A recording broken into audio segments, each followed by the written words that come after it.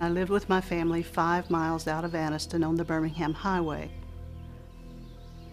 I was 12 years old at the time.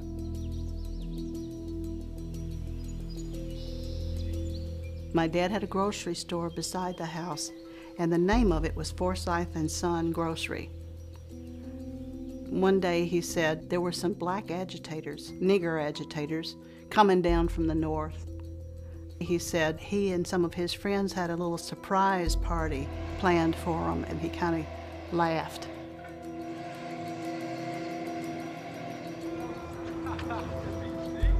The Southern mind is very complicated. It is a dichotomy. On one hand, they are the most gentle, meekest, kindest people on earth on a one-to-one basis. On the other hand, if you get them into a mob mentality, they forget that the same person they had befriended before is a human being.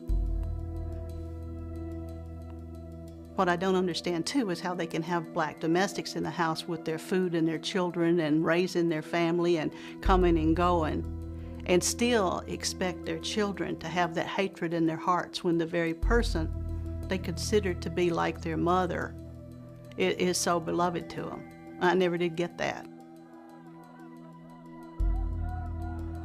It seemed to them that the blacks were penetrating some sort of barrier that they had no right to come through.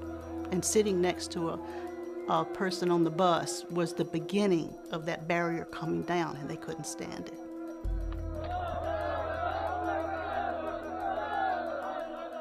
The people who were surrounding the bus immediately were all males, and they were all white.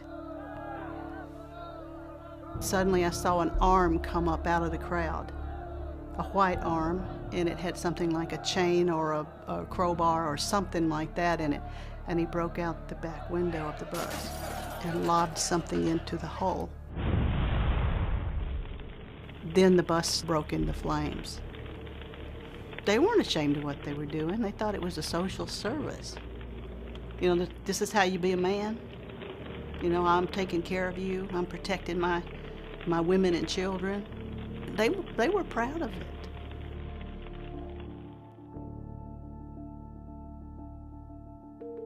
I went to the house and got a bucket of water and a stack of Dixie cups, and I walked right out into the middle of that crowd. I picked me out one person who reminded me of Pearl, the woman who helped raise me. I started with her. I took her glass of water. I washed her face. I held her. I gave her water to drink. And as soon as I thought she was going to be okay, I got up and picked out somebody else.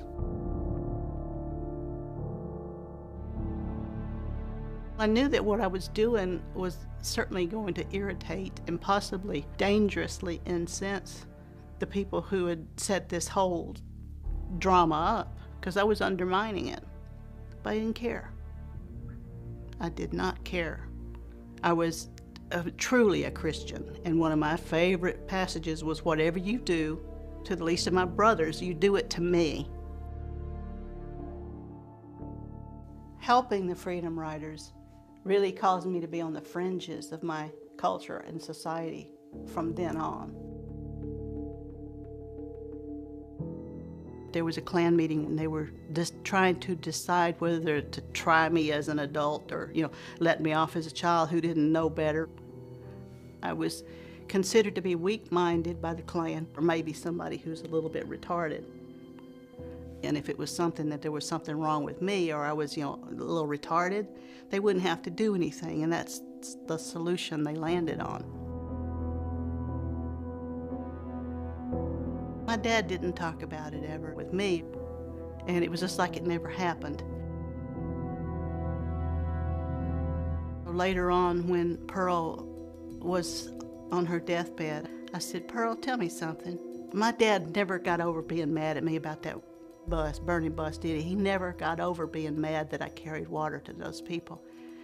And she said, "No, child, that's not right."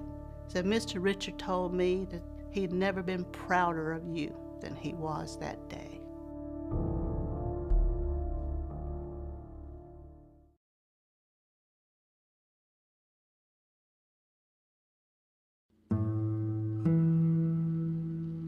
It was the oldest black church in Birmingham, and it was fairly large.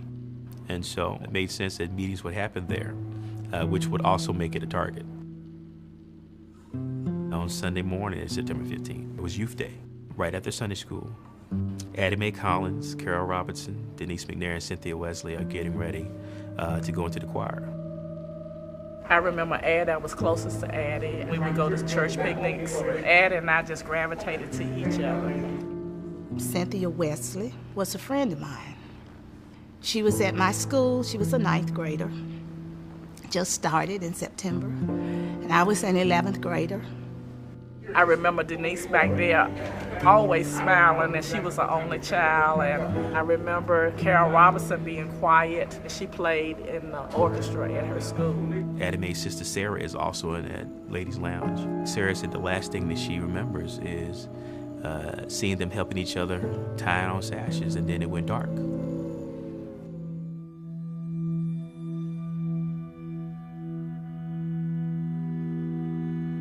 We're talking about an explosion that reverberates through the entire city of Birmingham.